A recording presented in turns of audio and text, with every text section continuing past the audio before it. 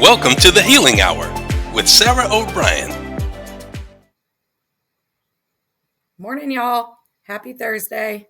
Here we are again at the Healing Hour. I'm Sarah O'Brien.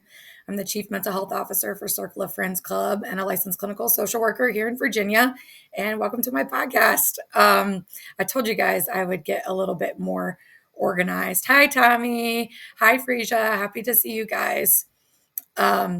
I told you I would get a little bit more organized, and today is the day that we are a little bit more organized, and there will be a slide deck and like some announcements and some other stuff. So strap in. Frisia, I'm so glad you have your bells on. I can hear them.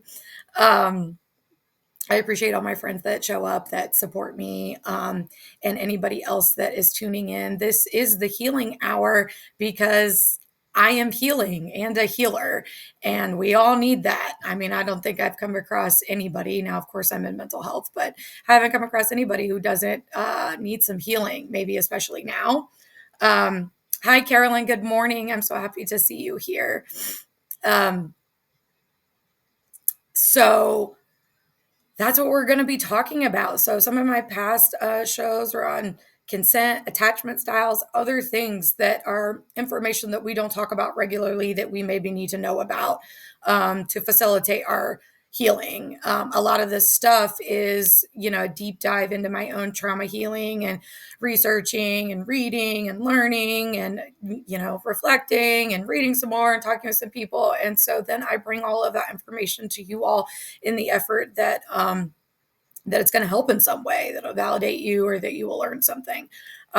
So today we're going to be talking about emotional intelligence or emotional IQ and sort of what it is. And we can't get to healing, to being well with each other, to interacting well without emotional intelligence. So it's a necessity. As per usual, I'll do a check-in with sort of where I'm at this morning, some deep breaths. We'll dive into some content. I'll announce some things along the way. Please drop your questions because I can see them. And, my partner in wellness, Jason, is behind the scenes helping me out and throwing those comments up for me too and those questions. So please put them in there so this can be interactive. Hi, Johan. I'm glad that you are present. Thank you for joining. Emotional IQ. But before we dive in, where am I at? I had a busy morning, y'all, but I got a lot of stuff done. The dog's at daycare. She's a crazy mess, so that was necessary. Ran some other errands. I even had time to stop at Starbucks. Look at my pretty cute holiday cup. No, it's not a PSL. This is a straight black Americano with some sugar-free vanilla in it because that's what I need this morning. Did not get enough sleep last night. Would love some more sleep. But I'm pretty alert otherwise and ready to go. And today is going to be a good and full day for me, but I am feeling refreshed, excited, happy. I'm feeling good in myself today, but I'm still going to take some deep breaths so I'm not talking so fast to you guys. So take them with me if you would like. In and out, in through your nose, out through your mouth.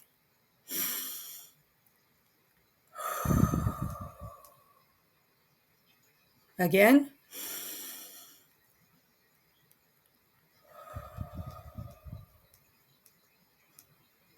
One more.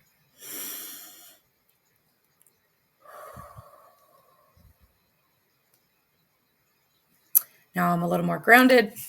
Hopefully you are too, so that we can take in some information. Frisia, I'm so glad that you feel good too. Sometimes it's remarkable when we feel good in a day. And so I'm glad that that's happening for you as well. Emotional IQ. All right, here we go, guys. Again, my topics are not always the most popular, and I'm going to probably challenge some people. And that's kind of the point, because with the way a lot of things are, healing is not available for people. Safety is not available for people. Understanding is not available for people. Being seen, heard, understood, and accepted as is not available for a lot of people, me included.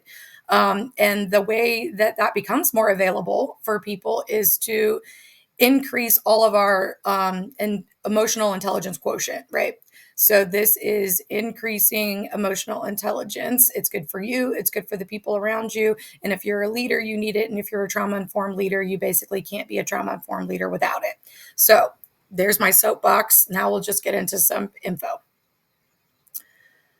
What is emotional IQ? It is or emotional intelligence, a collection of skills that work together to enhance how we interact with the world around us. So I have found that there are, in like some of the research that I've done, four main components to emotional intelligence or emotional IQ: self-awareness, self-management, social awareness, and social interactions. Now, what the heck does that mean?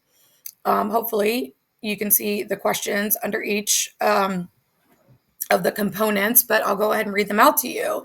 So, when I think about self awareness, this is, are you aware of your own emotions and can you name them accurately?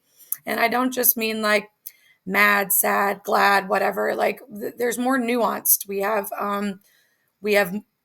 8 to 10 more or less, depending on the research and who you read, basic emotions of all humans that are across time and across geology and across ethnicity and everything else.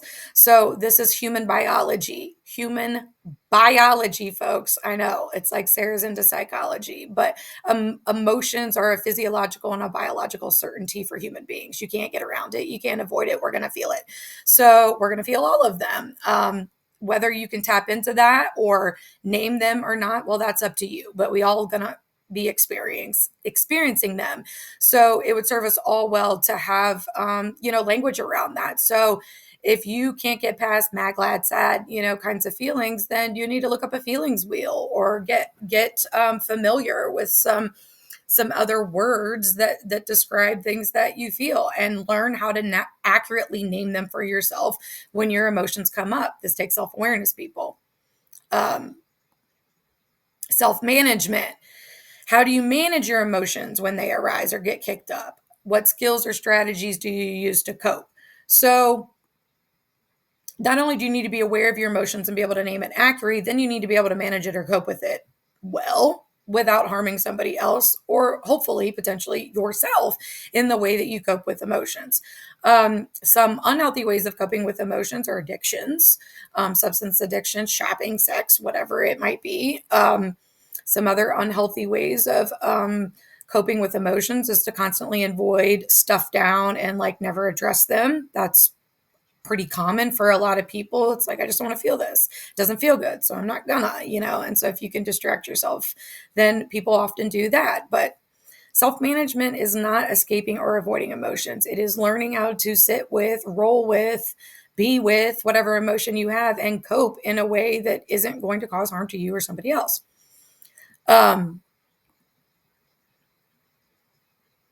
Next, social awareness. What is this? So, are you aware of your own emotions? Social awareness. Are you aware of the emotions of others? Can you pick up on things? If you haven't made the effort to understand emotions, and it's going to start with yours and being able to name them accurately, you're not going to be able to notice emotions in anybody else, or not well, or we're going to be judgy about it. And like, that's not the point. So self-awareness and self-management, they're not listed like this, but I list them like this because I think they come ahead of social awareness, right? These all kind of go together, but you can't get to social awareness if you're not in self-awareness with your own emotions and then managing those well, to be able to be present at any particular time to notice anybody else's emotions. So are you aware of the emotions of others? Are you paying attention to other people? This is social awareness. And again, not in a judgy way and not in a way that's self-serving, just in a human-centered way, in a paying attention, in a common humanity, in a I care about people kind of way. That's my jam. That's what I do. I do care about people. I do like people. You can ask people in my personal life, in my professional life. I don't like a lot of things that people have done or done to me. And a lot of the trauma I have incurred from people. And at the end of the day, I still really enjoy people and getting to know people. So I am very socially aware. And some of that is innate and just like my own personality. And then, of course, some of it has been honed in my, academic studies and in my professional career. But then I also have a personal interest in this. So you have to want to be paying attention to other people to have social awareness. Okay, and then social interaction. How do you interact with others? How do you interact with others when you are experiencing an emotion, right? Like we're talking about emotional intelligence. Carolyn, I feel that, right? Never been here before, and I'm working on managing these feelings. Totally understand. Same, right? Like kind of the whole point of this show for me and you all is so that I am also like smack dab in the middle of walking through this stuff, right? And I'm being transparent and honest about my experience and what I'm learning along the way, and doing my best to also tell you guys like how I'm applying that, how it's working for me, or where I've missed the mark, or whatever. Freesia, I'm so glad that you think that it's a great space, because that's what I want, right? This should be comfortable, for me and for you, and ironically, it is. And so, yeah, this is also an evolution, right? It's not like, okay, I understood this. This is what anger looked like when I was 18. Let me tell you, some of that's kind of the same, but not all of it's exactly the same as when I was 18. Why? Because in 20 plus years since then, I've learned more, my brain has developed more, and I've made new connections, new pathways, and other experiences happen. So self-awareness for emotional intelligence is an ongoing process. And you have to be intentional about it, and intentional about your own self-awareness. Okay, what does this mean? I'll read it just so that it's clear. Self-awareness is the foundation of emotional intelligence. If you are not aware of yourself, of how you come across, of your behaviors, of their impact on other people, of your own emotions, naming them accurately when they come up, we can't do anything for other people.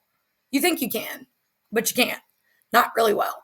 You have to be self-aware to be emotionally intelligent. You have to understand yourself, and how you show up emotionally to be able to extend any sort of understanding, acceptance, care, consideration to other people and their emotions, right? So if, normal, regular IQ is how much sort of in the way that the brain works there in, knowledge, skills, abilities, whatever. Emotional intelligence is what knowledge, skills, abilities, whatever, for emotions. And that is something that can be learned. And a lot of people are like, I just don't want to, I'm just not gonna. Where we kind of see this the most is probably in leaders, in organizations or in corporations. We don't talk about emotions and psychological safety at work, and we need to. I mean, that's where I stand on it. To some degree, this needs to come into play because we're humans and we have emotions. Remember that thing I just said 15 minutes ago about its human physiology? Yeah, we can't get around it. So asking people to not be emotional is just dumb. So we need awareness about our own emotions and others to really move through the world, with a little bit more ease and compassion for other people. Self-awareness is also the ability to recognize and understand your own emotions, like I've said, and enabling you to see how your feelings affect your thoughts and behaviors. Now, this is key. Now, if you thought, naming and identifying the emotions that you're experiencing as any bit difficult, then this last part's going to be a lot more difficult. And this requires self-reflection. I don't know anybody that's really successful in seeing how their feelings affects their thoughts and behaviors if they aren't intentional about it, if they don't intentionally reflect on it. I almost don't see people do this well unless they write things down, whether hand to paper or some sort of digital app or whatever, or typing. Like, it is really hard to get to a place of understanding ourselves and how our feelings impacts our thoughts and behaviors, the actions we then take when we are experiencing an emotion, unless we stop to pay attention to it. That's self-awareness in a nutshell. Self-management, which is what I also like to call emotional regulation. So this is how you deal with your emotions when they come up, your ability to control impulsive feelings and behaviors, right? You get angry, you want to punch something. Do you do that? Or do you do something else? Rip up paper, scream really loud, punch a pillow so it's not harmful to you or somebody else, right? Like, that's self-management. That's regulating or coping with an emotion in a healthy way. Punching somebody when you're angry is not. That is not self-management. That is not managing your emotions in a healthy way. Shocker, right, guys? Yeah, no, we can't do that. And anybody who's like, oh, but that, no, I don't care what they did, probably to make you upset. It is still your job to manage that feeling and not punch that person in the face. Um, I have I was baking in the pandemic, right? I did that for a little while. Everybody got into something. I've kind of then since stopped because who needs baked goods all the time? I love them, but I don't eat them all the time. However, I have this apron that says I bake because punching people is frowned upon. So if that shows you where I'm at, yeah, sure. I've had urges to punch people when I'm angry, like abject rage. Definitely. Usually I don't. I can't say that I never have, like not punch somebody, but maybe it's somebody in my anger ish. But that's not good self-management. It's not good emotional regulation, and it causes damage, to relationships, to me, to them, to all kinds of stuff. So we have to be able to control that urge, that impulsive urge. This is just the example to punch something when we're angry, or we have to control the urge to um, manipulate and get somebody to do what we want them to do when we're upset. We have to control the urge to pop off at the mouth if somebody like irritates us. That one's real freaking hard for me. And it depends on what kind of space I'm in, and I have to be self-aware of what kind of space I'm in to know if I'm going to be able to self-manage well if somebody does piss me off somewhere. That's self-awareness and action, people. It's not just reflecting on your emotions and understanding them as you reflect on them. It's understanding them and paying attention to them in the moment, and then being able to manage any urges that you have in the moment with that. Okay, what else? Like I said, managing and coping in healthy ways and taking initiative to manage your emotions when they come up. This is not making it somebody else's problem. This is not being passive aggressive. This is really considering what your emotions are and then doing something with it, because they are your responsibility no matter what happened around you to kick up the emotion. This includes if somebody did something that kicked up an emotion in you.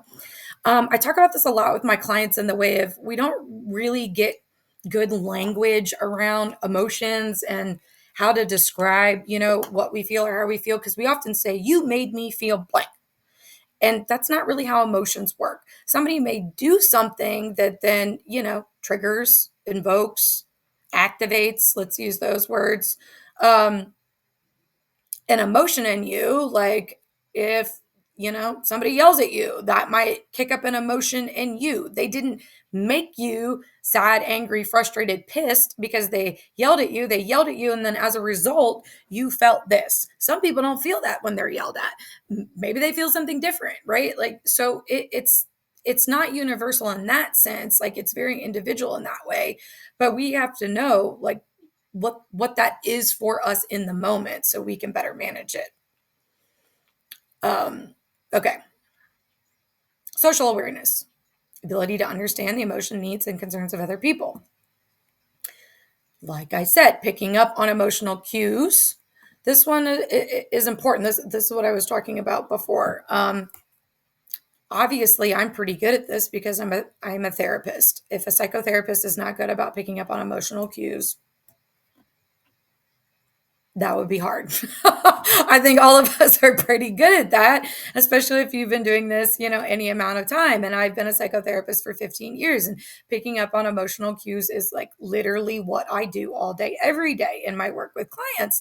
And I've actually moved from, picking up on emotional cues from like a whole body perspective to picking up on emotional cues from here up, because now I only do telehealth and I have to, be able to see other kinds of nuances and behaviors that people engage in when I can't see their whole body. And so I would say even my picking up on emotional cues is even honed and more refined, or at least in less body movement, more just in facial expressions and shifting, and things like that, can pick up on things that other people maybe are feeling or experiencing. Test it out, ask them about it. That's what I do in therapy. You could do that with your friends, saying, hey, it looks like you're really uncomfortable right now. What are you feeling? Or I see that you got all like tense. Are you angry? This is social awareness and picking up on emotional cues. And then, on a completely different day. I'll talk about how you communicate those in a well and healthy way. Kind of like I just said, there's no accusation, there's no judgment, there's no making somebody feel wrong for what they feel. It's curiosity, right? It's asking a question. It's like, hey, what's going on? What is that feeling? Where is that coming from? What is that behavior about? Not in a judgmental way. I know, looked a little bit kind of like that for me, but curiosity is what we're going for. The other thing about social awareness is feeling comfortable socially, or feeling comfortable moving through social interactions, or doing that with ease. If you are really anxious socially around people, it's going to be really hard for you to be aware of other people because you're going to be really focused on yourself because you're anxious. And so it's not to say there's anything wrong with social anxiety or any mental health disorder or condition or symptoms. Let me be clear about that. I have my own anxiety. Sometimes when I'm in my anxiety, I'm not paying much attention to other people because I'm feeling super anxious. And then I'm thinking about me and what I can do about that, or I'm thinking how uncomfortable this anxiety is. However, if we go all the way back to one here on self-awareness, knowing that about myself, and then knowing, like, if I'm in that anxious space and paying attention to it, I'm maybe not going to be as socially aware. And so it's not to say there's anything wrong with that, but if you have a lot of social anxiety or anxiety in social situations, you want to maybe work on that, like your social anxiety piece, as a means of gaining more emotional intelligence, because we need social awareness for that. And if you can't remain aware in social situations of the people around you because of your own social anxiety, then you're not going to necessarily be able to show up well in that space. And, the name of my game is trauma-informed care, which is in all places and all spaces for all people. It's not a clinical skill. It's a human-to-human interaction skill. So we have to be paying attention to other people to some degree if we want to show up well in that space and not cause harm, and do our very best to have open pathways to safety for people to find safety themselves. And we're not, human wrecking ball in their emotions, because we're in our emotions. Nobody wants to be responsible for this. You made me feel this way. I was feeling like this. That's why I did this. Okay. Depending on the context, that sounds a lot like an excuse and not just an example, right? And so saying, I felt like this, that's why I did this, it's like, was it healthy or not? Did it cause damage or not? What do we do with that?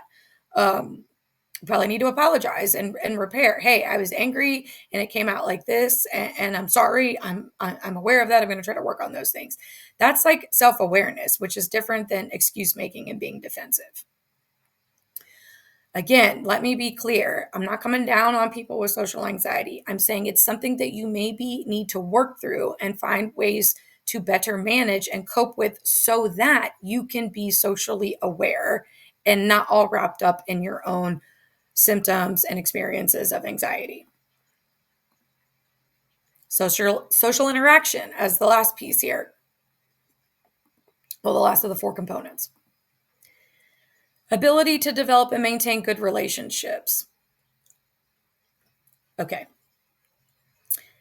You can't have emotional intelligence, definitely not a high degree of emotional intelligence, if you don't have any good relationships. If you don't know how to conduct a relationship, I don't know how that you could say that you understand emotions of yourselves or others, because that is part of every human to human relationship. I don't care if it's work, friends, platonic, romantic, whatever, supervisor, supervisee, leader, like whatever the case may be. Those are relationships, and we have to be able to develop good relationships to say that we have emotional intelligence. And my stance is emotional intelligence is really required to move through the world well, especially if you are a leader of people of any kind. Social interaction is also about communicating clearly and effectively without judgment or bias. That's what I'm saying before. We can't be judgy, or at least recognize we're being judgy and check it or apologize or something. This is curiosity and communicating, yes, with clarity, and being curious over judgmental. This is the hey, I noticed you got really quiet. Are you feeling something right now? What is that? Could you name it for me? That is curiosity and communicating clearly. That is not judgment. That is not, why did you make that face right now? Am I guilty of that? Yes. And I'm most guilty of that in relationships where I've been harmed and things are not repaired. So I am not effectively engaging in my emotional intelligence when I'm triggered in my trauma or in an unsafe situation or an unsafe relationship or dynamic or interaction, whatever the case may be. Like if I don't feel good, with my boss, like that's what I mean. I might not be as able, right, to be emotionally aware and objective without being judgmental if I am feeling like I need to protect myself in some way. As an example. Okay, what else about social interaction? Inspire and influence others, work well in a team, and manage conflict in healthy ways. All of those I could probably have like a whole podcast show on just in and of themselves. Working well on a team, managing conflict in healthy ways. We will get to some conflict management stuff on the Healing Hour in upcoming weeks. So stay tuned. That is on the horizon for me to talk about because it piggybacks off of this, right? Like if we have a high degree of emotional intelligence, we should be able to manage conflict in healthy ways. Is it comfortable? No. People often think because I'm assertive, maybe borderline on aggressive, in the way that I communicate or the way that I address things or way that I confront things or approach things, that I'm just totally fine with conflict. I am not. I am uncomfortable just like everybody else. It does not feel good. I don't want to be there. I don't want to be on the receiving end of somebody's shitty reaction out of conflict. However, it happens, and I have to step into it anyways. We're not always going to get along. We're not always going to agree. We're not always going to have the same point of view. And sometimes we're going to hurt somebody's feelings. And we have to be able to manage that in healthy ways. And if we don't have a high degree of an emotional intelligence, we're not going to probably be able to do this well. Again, I'm going to echo, if you are a leader somewhere, there's no excuse for not knowing this. There's no excuse for not doing these things. This should be like the job requirement. And I know that that's not the landscape of the way things are right now, but it is what I hope to see because this makes or break people thriving a lot of the time. It's being able to be their full human emotional selves and that be okay. And other people recognize that they're a full human with emotions, and we need to have care and consideration for that. Okay. Coffee break, then water break. These are some of the ways too I self-manage. Okay. So I had a live way back earlier this year with one of my mentors, Julie. Shout out to Julie Johnson. And we were talking about, basically self-management, which is trauma-informed decision-making for self. How do you make decisions for yourself that are trauma-informed, that help you to stay in the safest place possible? And one of the things I always need is water because if I'm talking, which pretty much I do to some degree all day, whether I'm in this space or meetings or client appointments. And so it's just distracting for me if my mouth is dry, like I can't focus on anything else. Like I'll start to get irritated. It doesn't seem like that's a big thing, but this is me being aware of what happens if I don't have water. And so it's like the hardest for me when I go to like a concert or something and then I'll let you bring water in. It's like the first thing I have to do when I get in the gate is go figure out where I can either fill up my water bottle or buy water. Like I have to have it at all times. It'd be a struggle for me without it. Thankfully, water's good for you. We need a lot of it, but that's a way that I self-manage so that I'm not uncomfortable in my body and then start to get irritated because I'm uncomfortable in my body because my mouth is dry and I can't focus on anything else. So that's a small example, but it is one that we also talked about, 9-10 months ago, Julie and I on our live, with how you use trauma-informed decision-making and apply it to self. And it's knowing what those things are for you. Okay. Again, guys, drop in your questions and your comments. I am happy to answer. Let's talk about some ways that you can take responsibility for your emotions, because this maybe is the hardest part of emotional intelligence. Maybe you can say, yeah, I can learn about others. I can learn about emotions. I can even learn how to name my emotions. I can be self-aware about when my emotions come up. But managing emotions in a healthy way is like tons of what people come to therapy for, right? Like we cannot manage symptoms and emotions and emotion dysregulation or intensity in healthy ways, like a lot of the time. So I'm doing a lot of this all day, every day with people, as well as my own self-reflection and self-awareness to apply it to me. So, something I have really had to work on is the pause, especially if I am pissed or if you triggered my trauma, activated the trauma in my nervous system. That is such a hairline trigger for me for a reaction. It is massive amounts of effort to pause before I open my mouth. And if we are face to face, it's like exponentially hard. It just goes up. If it's via, email, it's a little bit easier. Via text, a little bit harder. Via phone, a little bit harder. Via video, phone, a little bit harder. In person, even harder, right? Like it kind of goes up for me. But it takes work, and I'm getting better at pausing when I feel triggered, basically. And this example is like from work, as when I was originally talking about and writing about emotional intelligence. By the way, have blog on it on my website. Check out all my blogs. A lot of the topics from the Healing Hour are blogs that I've either written or planned to write. So check back there if you potentially want more details. This is a conversation, but I give a lot more information and usually research a lot of my blogs and provide references. So feel free to check those out on my website. But yeah, we need a pause before responding to a text or email. This is particularly like at work, particularly if you're a leader. I will repeat that. Then ask. This is asking for clarification to avoid false narratives. We tend to tell ourselves things like,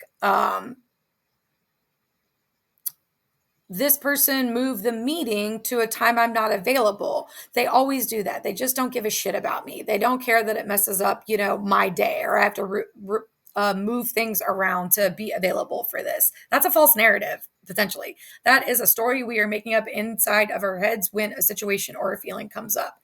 That is not helpful. That is probably going to fuel some sort of emotion or emotional energy that's maybe not going to help you respond to the situation or your emotion very well. And so this is where curiosity also comes into asking for clarification. Is that it's like, hey, what did you mean by that? I don't want to assume that you were just being an asshole. I want to figure out what this was, or what did you mean by this? Or did you say it like that because you're having a bad day? These non-judgmentally. And again, this is hard. This is hard for human beings. We're very judgmental. We're very biased. And a lot of times we don't even realize it. So we are quick, to jump into our brains on like, well, they did this and they mean this. And it's like, we really don't know that. And maybe they did it 100 times in the past, but that doesn't mean that's what they're doing this time. And that's another thing people have to keep in mind. We need to be recognizing these things and working on these things in real time, in the present time, which means I don't care if you asked 100 times and they were like, yeah, I just don't give a shit about your schedule. This time, we also need to ask, hey, is it that you just don't give a shit about my schedule again, or is this something else? I mean, it's sort of showing up every time with this sort of same level of curiosity, rather than assuming, often for us, the worst out of people's behaviors.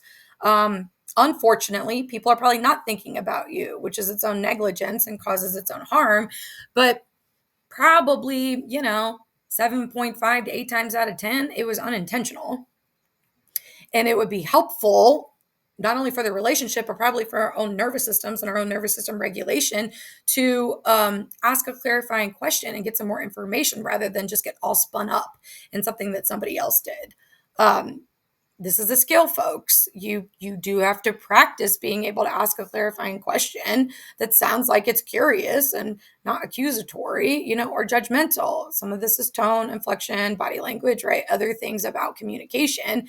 That all comes with self-awareness. So if we are embarking on a journey to become more self-aware and emotionally intelligent people, then this will be part of it. It's also asking ourselves these questions curiously and without judgment. Why do I get so pissed when somebody cuts me off in conversation? Why do I get so upset when somebody has to cancel plans last minute? These are they're not wrong or bad, but these are things about you that you maybe need to uncover. back to 5 ways to take responsibility for your emotions. We are on acknowledge. Acknowledge when you realize you've overreacted, right? Like this is acknowledging it for the other people in the room, whoever that is. This is not like, oh yeah, I overreacted, I should have done that differently inside your own head. It's like, no, we have to acknowledge this and say this out loud. This is part of emotional intelligence and the, social awareness, social interaction piece. You have to be able to own, your own emotional experiences and reactions and the way those show up in and around other people. So if you've overreacted to something, maybe you did this thing down here, it's like, they just don't give a shit about my schedule. This always happens. Da da da da da. And then I'm sure this has happened. Then you kind of like pop off at that person a little bit, or you have like a really sharp email back. Like, didn't you see my schedule's full? I don't know. It could have been anything. I'm making shit up as I go, guys. So something like that. Then you might have to say, oh, hey, I overreacted to that. I'm really frustrated that this continues to happen and that came out today, right? Like if they're always scheduling over some time that you have blocked off, it makes sense that you're frustrated, but are you, popping off about that or flipping out about that? And then if you do, are you recognizing, oh, hey, I did that. And this is why I'm already like pent up and frustrated about this situation. And that's why it's coming out like this right now. We have to, this is part of communication. This is part of maturity. This is part of trauma-informed leadership for sure. Like you have to be able to acknowledge when you've overreacted, especially in and around other people or in spaces where there are other people.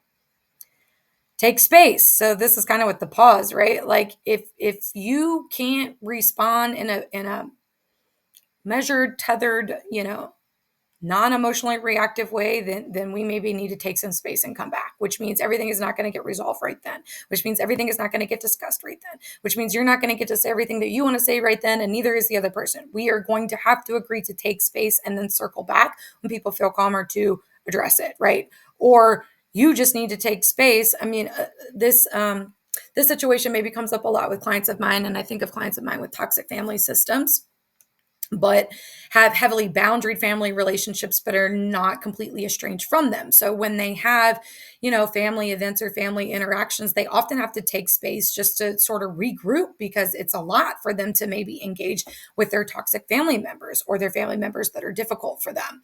So taking a break instead of saying something hurtful is always the better choice. Like even if it's, hey, I need to take space right now. Like it might be like that. And that might feel abrupt and like that might not feel good for somebody, but that's probably going to be the better option than like flipping out on somebody. It is abruptly saying, hey, I need to take space. Like I'm feeling something. And we got to leave room for that for people. Like, okay, take space, but then come back, right? Like we have to give people, autonomous choice to do what they need to do. And, our hope interpersonally and in relationships that somebody's going to take space and then come back and follow up, right? That's also the mature thing to do. Finally, be mindful, particularly of projecting thoughts and feelings after having a bad day or after something's happened, right? Like this is really easy. Let's see if I can think of an example. I mean, probably the age-old example is like having a bad day at work and like coming home and like yelling at your family, because work was bad. We have to be paying attention to that, to respond differently to those emotions, to communicate about them differently to the people around us, maybe your family when you get home from work, right? And it could be like, I can't interact with people at home until I take space because work was really bad, right? But we have to communicate that and do that. This is the self-management piece. If we're going to claim emotional intelligence. Okay, that is all of the, meat and potatoes, I guess you could say, of the information that I have on that. I am happy to field any questions for anybody, but I'm also going to announce some things. So I'll just wrap up real quick about emotional intelligence.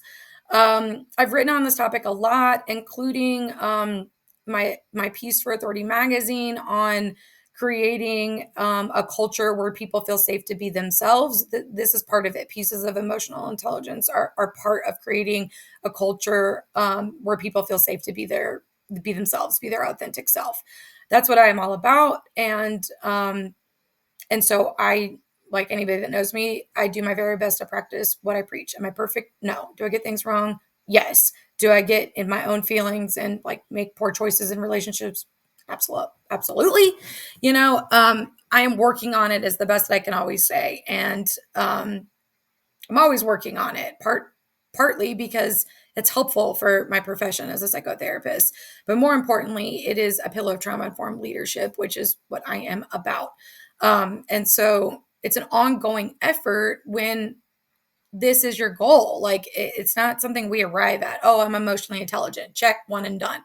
If you listen to the words self-awareness, self-management, social awareness, and social interaction are not finite. It's not like we do that once. Okay, self-awareness once, check. No, these are ongoing. These are processes. This is lifelong learning, sort of at its finest, about you, about other people, about emotions, all of those things. We have to be willing to learn, and we have to be willing to receive feedback to figure out if we are at a place where other people notice we are emotionally intelligent and socially aware.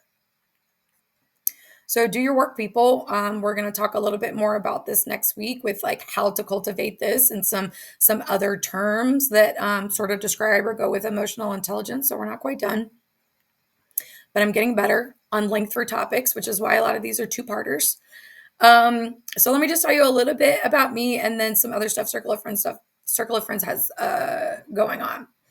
I'm a licensed psychotherapist in Virginia and Maryland, and I practice completely via telehealth.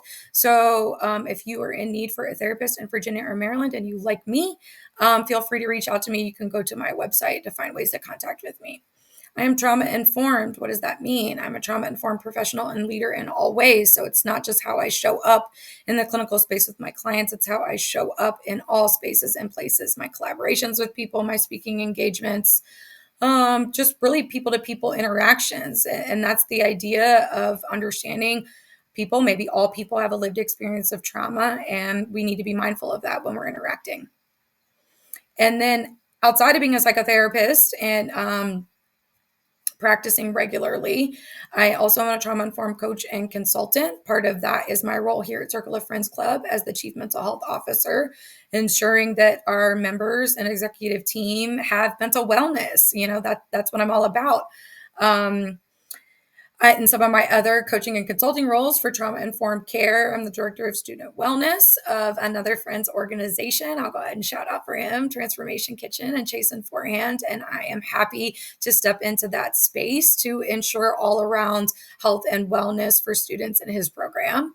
I speak and train, as you can hear now, and I'm a private practice consultant. So I have been owning, operating, running, and practicing within my private practice for 8.5 years.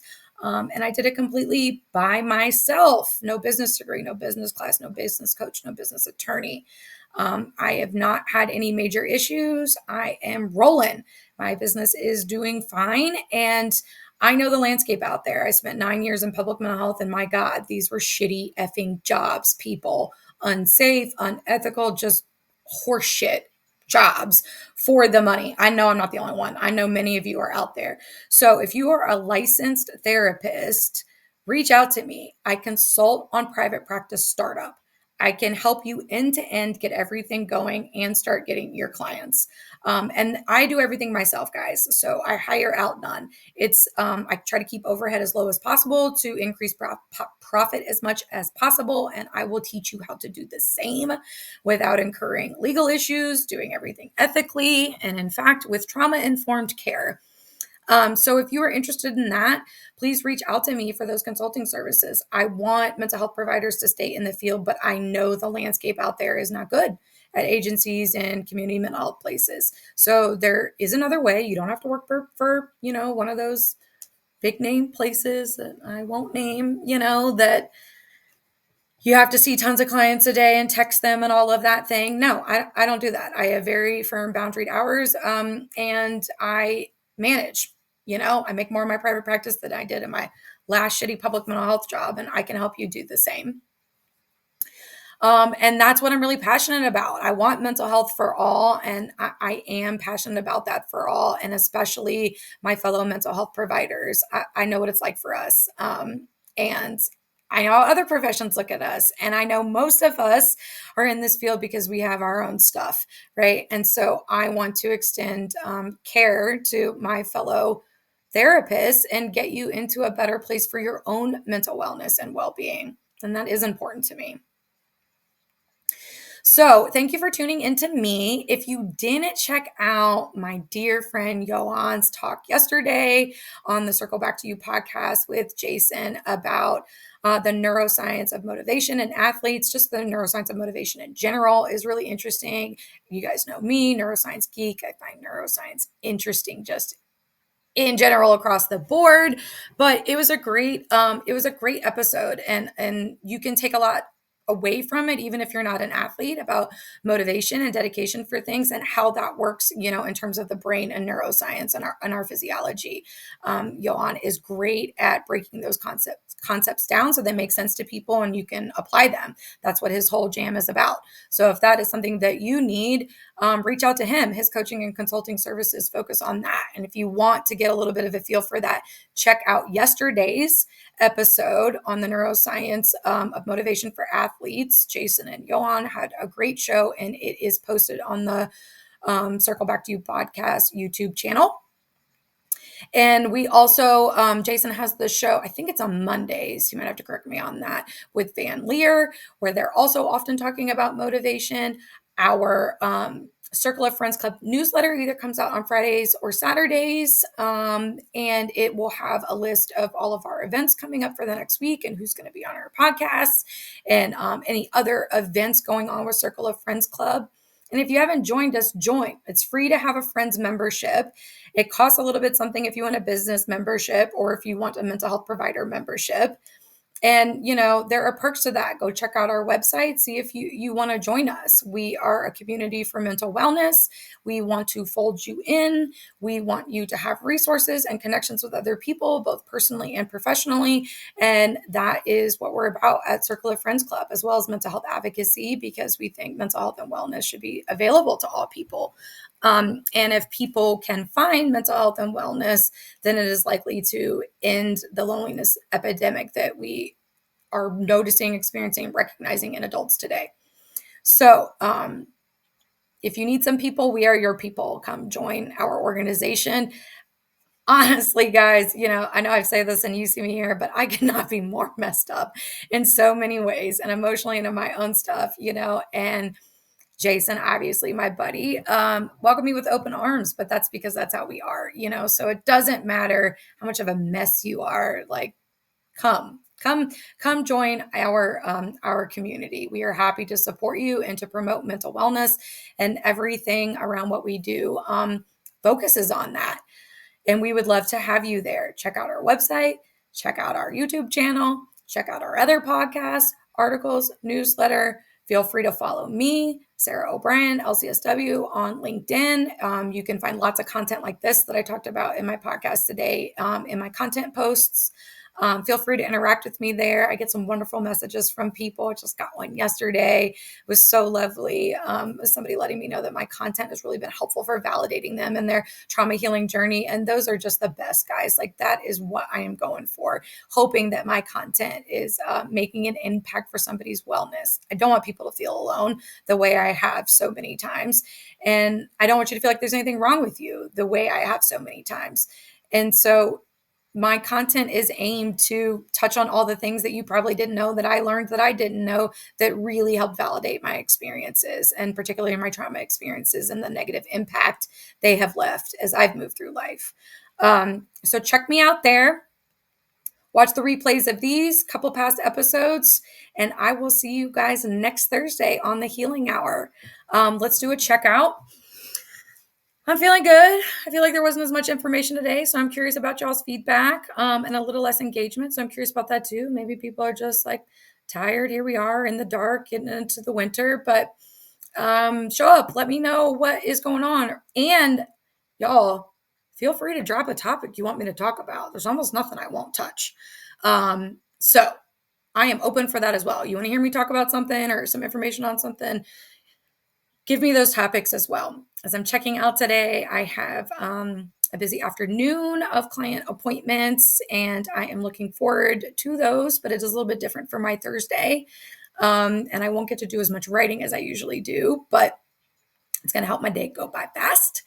And I hope your Thursday, Friday Junior, is everything that you need it to be. And I hope to see you next Thursday here on the Healing Hour. Bye, guys. Thank you for watching The Healing Hour with Sarah O'Brien. See you next time.